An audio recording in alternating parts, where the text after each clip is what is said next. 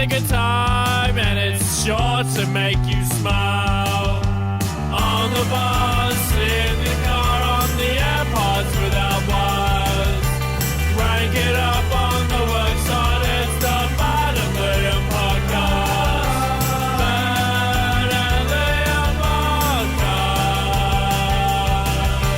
podcast. G'day there, podcaster. Wow, the big episode where we cover off all things wedding happened over the weekend. We won't get into it too much because it's kind of like the first thing you'll hear in the episode. But you did promise me a little tidbit for the podcast, Ben. Yeah, so when Sam, my wife, first went and found her wedding dress, so she went to a bunch of places, she finally found the one. And she came home very excited, and she told me, oh my God, you're never going to believe who's also worn this dress. As in, not the specific one, but like that. Yeah, as in, so the dress. Yeah, so the wedding dress maker used to live in Sydney. Okay. Some pretty big clients in Sydney, you'd think. All right. So are you going to tell me at the end of the podcast? At the end of the podcast, I'll tell you who this wedding dress was originally made for. Ben, a big congratulations again, tying the knot over the weekend. I mean, we've been talking about it a lot over the last couple of years. I think safe to say, went off without a hitch. Beautiful wedding. Certainly did. I feel like maybe it's because I'm a little bit cynical, but you are at some point waiting for something to go wrong on your wedding day. I feel like you spend so long planning it. You think something's going to go wrong, and that's fine. We'll deal with that when it happens. Especially because you did pick a chapel without a roof. Yeah. It's sort of like not even really a chapel, is it? It's like an old barn. Woodburn Estate was the place you did it in Strath so it's about 10 minutes out of Strath, Woodburn Homestead, and then you get married. They call it the open-air chapel, but it's an old sheep shed. So it's where they used to keep the hay. Limestone walls, but then the roof's been taken off of it. So even though you're like kind of inside, you're also outside. Yeah, if it rained, it would have been no good. But the weather turned it on. Everyone had a ripper time. For you, how were you feeling during the day? I mean, it wasn't even my wedding, and I've never felt nervous before someone else's wedding before. Yeah. But I was like feeling like sick with just like, I don't know why. But. Well, weddings are strange because you don't think about this, but because you don't see the bride until like later in the day, until the moment, the first half of the day, you're just kind of waiting around. Went for ages. Because it started at like 3. Started at 3. What are you supposed to do? You wake up at like 6 a.m. What do you do all day? So I woke up, took the dog for a walk, and then like went and got my hair like styled at the barber, and then came back, and then like killed some more time. Had a burger for lunch, but then you don't leave home until like 1:30. And then we ended up doing the first look. We weren't going to do that, but we did the first look. That was a good nerve just takes the pressure off a little bit of that altar sort of moment. So for you, I mean, what was your highlight? Highlight for me, I think it was during the reception, so after the ceremony and stuff like that. And then we did the mains, and then there was like 40 minutes in between the mains and the first dance. And then Sam and I did the first dance, and that was really sweet. And we did that to Elton John, Your Song. Yeah. But then you'd think that would be the favourite part, or one of the favourite parts. But then I think my favourite part, and Sam's too, was after that. The father-daughter dance. No, well, that was also really sweet. Oh, but you were close. I really liked when the second song played, and then everyone got invited up. And then everyone, like I was like, oh, well, everyone come up. And then every single person who was in the couple all came up. Everyone slow danced. And then I looked over and then Mum and Dad were also dancing. Yeah, that's I've beautiful. never seen Dad up there dancing before. Oh, really? So that was really sweet. And it was also funny to see all the single nerds around the outside, just gently swaying. Yeah, pushing the dregs of the mains around, sort of being like, oh, yeah. I wish I had love. No, that was a beautiful moment. What about a Lola? I mean, you just said it was like perfect. I mean, as far as it was just, everything went really well. Was there anything that you were like, oh, that was the lowest point? Yeah, there was one little point of contention. It was also on the dance floor. Okay. So a lot of highs and lows out there. Yeah. It was, I don't know if you saw, but on Sam's side, she's got quite on, and my side too, but they went around the dance floor. But on Sam's side, she had a couple of young nieces. Yes, stealing the show. They were great dancers. A lot of TikTok dances. How old? I mean, young Lily, she'd probably be about 5. She's a flower girl. She did a great job. And then there was Audrey was about, I think she was about in 10. Yeah, she's about 10. She was the one that was really getting it. And then this was only, I think at about 9 o'clock. So they were all like, the sugar was kicking in. They were smashing the dance floor. Mum and Dad have had a few beers and wines. Yeah. They're allowed to just have as much Fanta as they want. Yeah. They're going hog wild. Yeah, and then Riley, friend of ours, Liam, and MC/DJ, chucked this one on. Come on, girls. Oh, yes. Nah.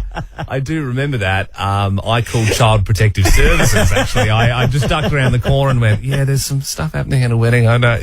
Yeah, they probably didn't have the knowledge and foresight to go, this is a bit inappropriate, this song. They were probably, they weren't really probably hearing Nate Dogg's vocals. No. They were probably hearing the sick beats, Yep. and they were going, I can still break it down to this. And the funny thing about that song is, like, obviously when you've got a 10-year-old dancing on the dance floor and you play Shake That Ass, it's inappropriate. But then if you actually, this is a fun little exercise. I did it the next morning. If you get the lyrics up, and you actually go into some of the breakdowns, some of those lyrics are heinous. Yeah, no, for sure. I get more rays than a toilet seat. You know what, though? A low light, there was a low light for me.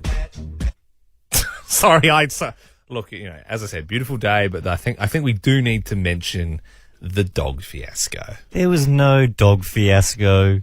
Yeah. Wouldn't have got Satan's spawn involved with the day. I mean, this has been well covered, but Ben's dog, I'm sure it's well-spirited, but it did try and kill my cavoodle at a barbecue. No, it and didn't. They thought, what a perfect creature to bring the rings to And the he wedding. did an amazing job. What I will say is he got from the altar to you with the rings. Yep. Very quickly. He did a good job of that. And that was actually very cute seeing your dog. I was, really happy to see you. Yeah. The exit, not as clean. Yeah. Not as clean. Yeah, The yeah, trainer was, bringing out as many treats and as tricks as possible. He knew a lot of people there. He wanted to sniff everybody and wanted a big pat from everybody. There was one point where do you remember she was trying to pull him back and he jumped and he almost fly kicked Sam in the face. He almost kicked the bride in the face. You can vouch for that. He kicked pretty high. He got clotheslined. He got clotheslined, he was sort of jumping as he was being pulled, and he got, and I was like, oh my God, it's going to kick off, it's going to happen again. I'm glad I didn't bring my dog to the ceremony. Why don't we do this morning? 13, 24, 10. What did the dog ruin? The dog didn't ruin anything. Because it ruined Ben's wedding No, day. it didn't. Quite frankly, a lot of the guests will talk about it after. They said, geez, that was a great day. Bar that dog stuff. Yeah, the dog definitely ruined most of the day. What did the dog ruin? 13, 24, 10. Was it a special day? Was it a couch? Tana, what did your dog ruin? Good morning, Ben and Liam. Congratulations as well, by the way. Thank you very much. We have a chocolate Labrador, and he's fairly big, and we thought we'd take him out for a bit of a joyride, take him to the park, live his best life. He jumped from the back seat into the front seat, and his giant behind smacked into my windscreen, and he cracked the whole thing. What? Your dog cracked your windscreen? He cracked my windscreen. I had to take it down and get the whole windscreen replaced. It cost me $800. That is a big wagon on that chocolate he's lab. huge. That's wow. a booty and a half. That's done some damage. Knock a windscreen out. Well, Tana, glad you got the car fixed. School holidays all finished. Have you just dropped the kids off at school? Yes, I did. I was very happy. Yeah. Party time for love. Well, Tana, look, we're going to throw you some Chardy and a couple of bath bombs. How does that sound?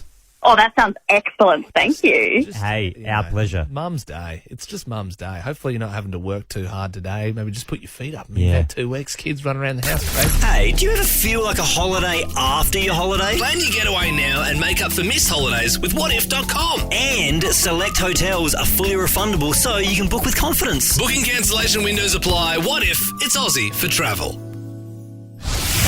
It's 6:10. Hallelujah, it's 6:10. Stacey joins us now in Strath. How was your weekend? Yeah, good. How was yours? Yeah, pretty damn good. We were actually all in Strath for Ben's wedding. So if it was a little rowdy around town, it wasn't Ben. He's a very quiet person. Anyway, let's get into these questions. Flights to Bali from Adelaide resumed this morning. Which popular beer is served in Bali and also features on singlet tops sold there? Oh, goodness, I wouldn't even know. Don't know the beer from Bali. You've never been to Bali, Stacey? No, I've never been overseas. Oh, gee whiz. Stace. I mean, you've surely seen people wearing these singlets coming back from Bali, though. I mean, Sorry? No. Well, look, Stace, you're on the air. That means you're in the draw for 10K a day in May. So if you do win today, make sure you spend 10 grand in Bali and you buy a lot of these. Head over there. Get some fake sunnies. Sean, the beer from Bali, what is it? Bintang. Yeah, mate, that sounds like a true man. He's sunk a few bintangs in a poolside bar before in Bali. Okay, a home up in the Riverland is up for sale, which has giant transformer statues out the front. What is the name of the yellow transformer? Bumblebee. Very well done, Sean. I'll give you double points if you can do an impression of a transformer. Hold on. Damn. Yeah, you didn't need it. That was just a flair. No, you were getting in character. Wow. Okay, well, hey, look, if we get through the next 3 questions, we'll give you your chance at the end to give us a bit of wow. No worries. Yeah. Okay, cool. All right, a Hunger Games prequel movie is coming next year. Which Aussie actor played Gale in the film series? I would not have a clue. Oh. Sorry, Sean, and with that dies our hopes of ever hearing your Transformers impression. Anthea in Aberfoyle Park, good morning. Which Aussie actor played Gale in the Hunger Games? Oh, yeah, I have no idea either. I've never watched it. Oh, he's like really famous Australian guy, got a few brothers. Yeah, I don't know. Sorry, Anthea. Thanks for playing. Matt in Salisbury North. Do you know who the Aussie was who played Gale in Hunger Games? Is that Liam Hemsworth? Yeah, you've done it, Matt. Nailed it. A list of Adelaide roads that are the slowest during peak hour have been revealed, including Prospect Road and Henley Beach Road. Can you name a major road near your house? South Road. You live in Salisbury North. Oh, well, there you go. It's still a major road. Yeah, fair. I got the ding. I got the ding. You got the ding, mate. That's fine. I would have gone Main North Road myself, but that's fine. Eminem is at the top of the list of the Rock and Roll Hall of Fame. Finish these lyrics. His palms are sweaty, knees weak, arms are heavy. There's vomit on his sweater already. Mom spaghetti. Yeah, Mom Spaghetti. Yeah. Good work, A Matt. sigh of relief from Matt as he wins Thank you. the 610 quiz. Now, you get to choose the next song we play. Would you like to hear my song this morning? No, thank you. Okay. No, thank you. Not a simple Okay. plan guy. So that means that you are going to choose Liam's song no matter what it is that right? Definitely.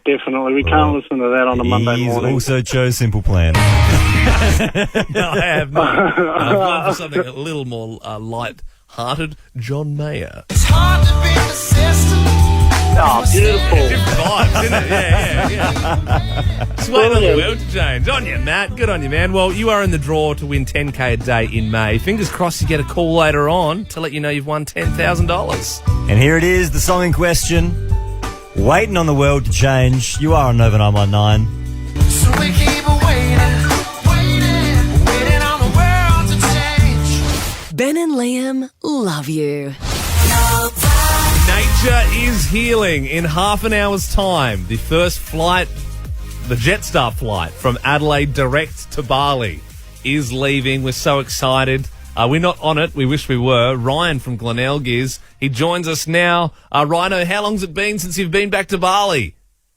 Hey, boys. It's been 2 years. I actually came back on the last flight out of Bali before the borders were closed. So, yeah. Oh, wow, Ryan. So you're on the last flight back home and you're on the first flight back in. Yep, I'm pretty desperate to get back home. I'm pretty desperate for a bintang. Yeah, absolutely. Someone needs to stock up on some DVDs by the sounds of things. So is this like a relaxing rainforest Ubud holiday, or is it more like cocktails at Kuta, like Mexicola sort of potato head sort of vibe? Mine's got a bit of all that. The main trip is to go back to see all my Bali mates. Yep. It's actually quite an emotional trip for me. Just been supporting those people for 2 years, over $20,000, because none of them have been able to work. They've done it extremely tough. The flight is about 80% full, so you can see that a lot of people from Adelaide are desperate to get back to Bali as well, and the flights for the rest of the week are pretty chockers as well. So I really encourage people to, if you haven't been overseas for a while, start booking. Let's start living life again. Absolutely. I mean, Ryan, you see how, Bali is just like, it really, like, it thrives off tourism, and it needs the tourism. And you've heard all sorts of reports over the past couple of years. So it is so good to be back. And Ryan, when you look around at the moment at the boarding gate, who have we got going over to Bali? Have we got like families? Is there a lot of young people? What's the crowd like? No, it's quite a broad mix. It's singles, couples, families. The young and the young at heart. Yeah. So a very broad range of communities going. Yeah, maybe a footy trip or two near the end of the flight. Haven't seen any of those types yet, but Okay. I'm sure they can't be too far away. More bing tanks for you then, Ryan. Yeah. Thank you for joining us, mate, and have a safe flight over. Ben and myself are trying to find a bit of time to squeeze a Bali trip in at some point. I mean, it's been a few years now. He was nice, Ryan. I liked him. Ben and Liam, it's like dopamine for your ears. Ben, your big wedding over the weekend, I got to say as well, mate, you looked like $1 million. For anyone who hasn't seen any photos yet, can you run us through the fit? What were you rocking? With the suit? Yeah. So it was, layman's terms, orange, but terracotta was the official And colour. orange, it sounds like, that sounds horrible, but when you see it, it actually looks really nice. Yeah, like a burnty kind of orange. And then, so I had the suit jacket, that was orange, the pants were orange, and then I had I don't even know what colour it was, but it was like a grey kind of sandy coloured vest underneath that. And then obviously just a white shirt, like cufflinks. I had like a bow tie, fun fact, because like Australian natives with the flowers in the wedding. And the bow tie, you probably didn't know what it was, but there was like little white lines on it. That was kangaroo paw. Yeah, you were mentioning that. And you also looked great under the suit, I've got to say. I mean, you've been on somewhat of a wedding shred over the past couple of months. A lot of people do that in preparation for the big day. They want to be looking their best selves. We uploaded like a scroll of photos on our Instagram on Friday, and in one of them you're actually naked, and your physique was attracting some attention in the comments, some unwanted, I must say. Sarah, my fiancée, actually, she brought it up to me over the weekend, seemingly out of nowhere sort of thing. Like, we're just in the car, and she's like, does Ben have abs now? And I was like, didn't really say anything. She's like, he looks really good. Yeah, okay, I get it. Yeah, he looks good. All right, back off. Gosh. I know, he looks good, all right? You're looking very trim, but I've got to admit, I think your ripped body came at a price. Now, I was cutting you slack before the big day, but now that it's all said and done, I got to say, I think you were a little hangry. You were a little hangry. You might not have been able to see it in that haze on the day. No, over the past 2 months. On the day you were happy as Larry. Yeah. Do you know what I mean? There was just a few. I think I'm not the only one. I mean, I think the other people in the team were sort of in a similar boat. Andy, I mean, you've just sort of walked over to the microphone there. Did you think? I think you've been a bit prickly recently. Yeah. Yep. There's one incident that comes to mind. It was maybe 1 week or 2 weeks ago. We were doing as we do post-show. We record promo lines and pre-recorded scripts. We're trying to get through one, and you didn't quite nail the delivery of the line. I think in my defence, it was a poorly written script. Liam and I both kind of called you out and said, should we do that one again? And you said, it's fine. Yeah. And then I was like, okay. And then I was about to proceed, but then you threw the paper up in the air. Producer Bells just walked into the studio randomly. I mean, you must have also noticed, Ben. Yes, hello. A little hungry. I would like to take this time to also bring another matter You came in real quick. Yeah. A few weeks ago, we both brought the same yogurt to work. Yes. And you then threw yours out in the bin and then accused me of stealing your yogurt. No. And then called me the swear word yogurt thief. So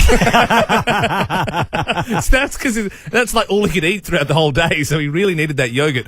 For me, I mean, almost after a decade in radio together, our time almost came to an end over me leaving the caps lock on a shared studio computer. Out of interest, I think you're actually playing with the caps lock key now because Ben, he gets angry because he likes the shift method. I like the... no, it's infuriating because you've actually ripped the caps lock key off of the computer, so no one can ever put caps on again. What Liam does with the studio computer, the one that I use all the time, is rather than holding shift if he needs a caps, he will press caps, then write what he wants to write, and then unpress caps.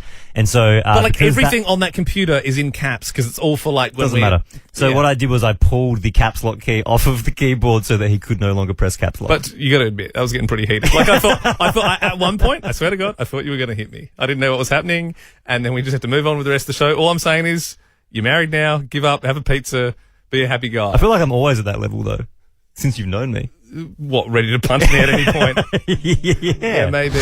P to the O to the D to the cast. And there's been a report that's come out, Ben. All the worst roads in Adelaide are the ones to sort of look out for and avoid if you're on your way to work this morning. And look, I'm sure as Adelaideans, we know where these bad roads are because we're driving on them every single day. But now these roads are finally being shamed. Yep. So in the north, we'll start there. You want to avoid Prospect Road. Yep. Sucks. Statistically, sucks. Yeah, and so obviously there's a lot of roads in Adelaide as well. So I'm sure right now if you're from the north, you're going, nah, my road's way worse. But these ones, statistically, the worst. Are the worst.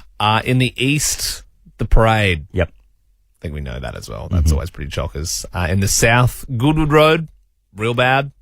And in the west, Henley Beach Road. So you want to avoid all of those if you're heading in or out of the city.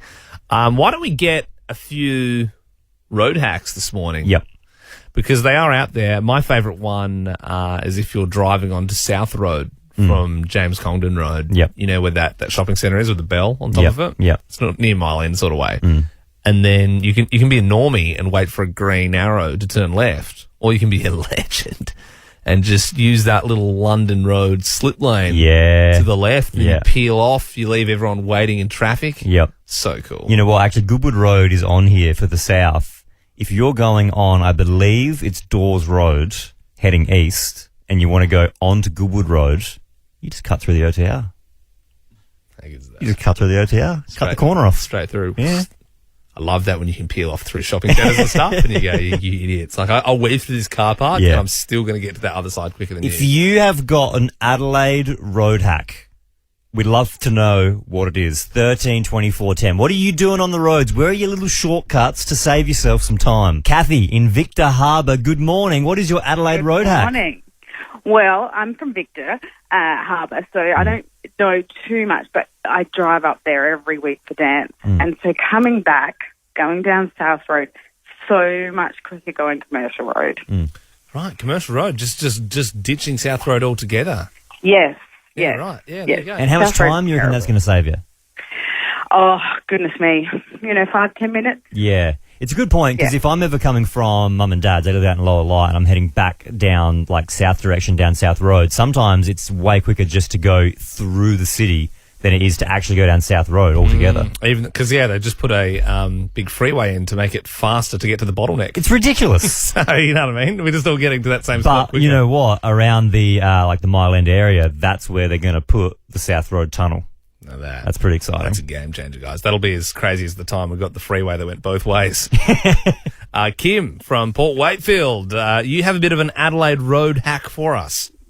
Yeah, so I drive to Gawler every morning, and I cut from Port Wakefield. Instead of going down Port Wakefield Highway, I go long Plains Horse Road. Yeah. It's a dirt track, and it cuts about 10 Ks off my trip. Yeah. And 10 years off your car. Considering I drive nearly 100 Ks to work, so... Yeah. Gee. Good one, Kim. Well, that shaves it down a little bit, if you don't mind your dirt roads. I mean, when we're talking like Adelaide Plains, dirt roads, there's a lot of them, so I don't know the specific one you're talking about, but I trust you, Kim. Well, that's it. If you're driving to Gawler, use Kim's tip. You're going to save a bit of time, especially if you're late for work. Drew in West Beach, you also have a road hack?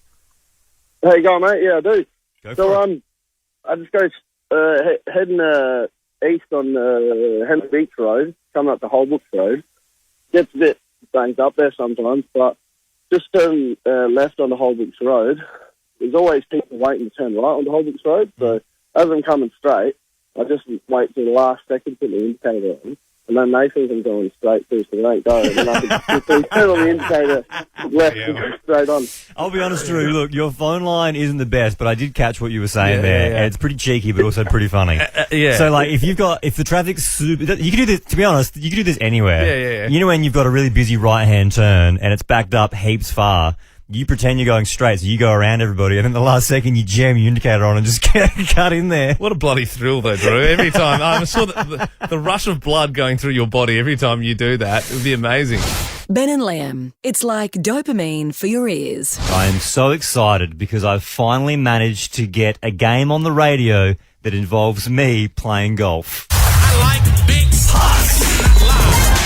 TaylorMade have gotten on board for this. So in the studio, what we have got is a putting mat, okay? Now it goes 2, 4, 6, 8, 10 feet. If you get on air, you choose where I putt from. The further back I go, the more money you get. Jasmine in Lewiston, how you doing? I'm good, thank you. How are you? Very good. So obviously 10 feet at the back, that's $1,000 if Ben sinks that. If you wanted to just halve that and you just, you felt like, I don't know, $600 or whatever, we can sort of adjust to whatever you feel. I'll say this though, Ben gets 2 golf lessons a week. He's a pretty handy golfer, so I think you're in safe hands. Excellent. Putting definitely isn't my weakest part of my game. It isn't the best part of my game.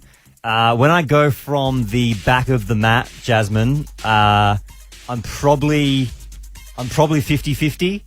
And then the closer I get, you're probably, like the 6 foot line, I'm probably more like 75%. And then if you go down to like $200, for example, that's almost a sure thing. So really, it's up to you. How much risk do you want to take for the money? I reckon we go halfway. Halfway? All right, what So about 5 foot? Well, why don't we go 6? Because if you go on 5, you may as well go 6. Are you happy for 6 for 600, or would you rather go 5? Yeah, 6 for 600. All right. Yeah, okay. Good luck. All right, thank you very got that. much. And of course, if Ben misses, nothing, Jasmine. So we've made our decision now. It's from 6. We've made our decision. Okay. I've got faith in you. All right, thank you very much. I'm going to walk over to the putting mat. Liam, you can commentate from here, my friend. All right, Jasmine. He looks pretty calm at the moment. But, he's had a big weekend on the sauce. He got married on Saturday, so... Yes. Yeah. Did it go well? Yeah, no, it all went really well. Sorry, he's looking at me for us to stop talking. I think it's, I don't play much golf, but I think you're not supposed to sort of talk when the actual putt happens. So we'll look. He's lining up now from the 6 foot mark. Here we go. He's hit it sweet, straight line. Oh, he's overshot it! Oh no, Jazz! I pulled it. I pulled it to the left. I'm so sorry. Only 6 feet. That's all right. I'm so sorry. Years at your wedding, wasn't it? Oh, that's the length of a man. You couldn't putt the length of a man. I'm so sorry. It felt good off the face, but I just I pulled it to the left. Jazz. Never mind. Maybe you'll need an extra lesson each week. I think so. I think so. I think so. Oh man, that sucks. Thank you anyway. I tell you what though. It wasn't the TaylorMade putter. No. This thing is a weapon. It's got a lot of good weight on it. It was definitely the golfer in that scenario. I can see now how this can backfire on the good client here. TaylorMade's my product, the ultimate in personalisation and performance. You can design your golf club today at tailormadegolf.com.au. You are so filthy at yourself. Oh, so angry at myself. We play again tomorrow. I'm going to do better. I promise. Peace up, Pod Town. What's trending? Trending all over the internet. Twitter. Instagram. Welcome to Facebook. Hey guys, well, get ready. Kylie Minogue is returning to Neighbours. They actually got her. They actually That's a good get. Yeah, because I remember when it first announced that they were going to be going under, people were saying, they should get her back. And I remember laughing, thinking, you won't get her back. Hey, she's not doing anything else, it seems. That is true. They are. Look, it's a huge thing. Neighbours coming to an end. Next month is when they finish filming. So, I mean, it makes sense as well. If you didn't know, 30 years ago, over 30 years ago, 20 million people tuned in to watch the wedding between her character Charlene and Jason Donovan's Hang on. Scott. 20 million people watched that. Correct, yes. 20 million. Yes. How exciting. That really puts in perspective how big that show was in its heyday. Absolutely. Yeah. And it's also going to be great for Kylie coming back, and also the realisation that Jason Donovan peaked in 1987 when that moment happened. I don't know who that is. He was the guy who got married to her in the show. Yeah. Okay, fair enough. Belle literally just said his name, but you forgot it already. Yeah, no, that tends to happen. And today is the day the flights from Adelaide to Bali have resumed. Jetstar direct from Adelaide to Denpasar. There'll be some creatures on that flight. And you know what? Get me there. It's just taken off. 7 a.m. They're off. And if you were interested, actually, Jetstar will operate return trips 4 times a week before increasing after that. I wonder if it's possible, Liam, if you and I could finish a show on a Friday, jump on a Jetstar flight, fly to Bali, go to Bubblegum Shrimp, go to Monkey Forest, and then come back Sunday arvo, ready for work. Yeah, and sell Please DVDs don't. on the show. Please don't. Oh, that would be awesome. Best weekend ever. And finally, we spoke about this last week, but the MP who was spotted watching adult videos in Parliament has now given his reasoning for why he did it. He appeared on a talk show, and this was why he was watching adult videos in Parliament. The situation was that funnily enough, it was tractors that I was looking at, and so I did get into another website that had a sort of very similar name, and I watched it for a bit, which I shouldn't have done. You're not making it any better for yourself, mate. Stop trying to justify it, Neil. All you've done is you've confused people more. Like, what is this tractor porn website? What is going on? Funny enough. And then, what tractor website were you on that got you onto the porn website? What was the name of what? This is the question everybody has, and he has since resigned. I think he's gone, okay, this is enough. Like, did he think that would people go, oh, no, I feel bad for him now. He's just trying to look at some tractors. And then these naked women kept popping up. I mean, you can't help the guy. What a horrible excuse.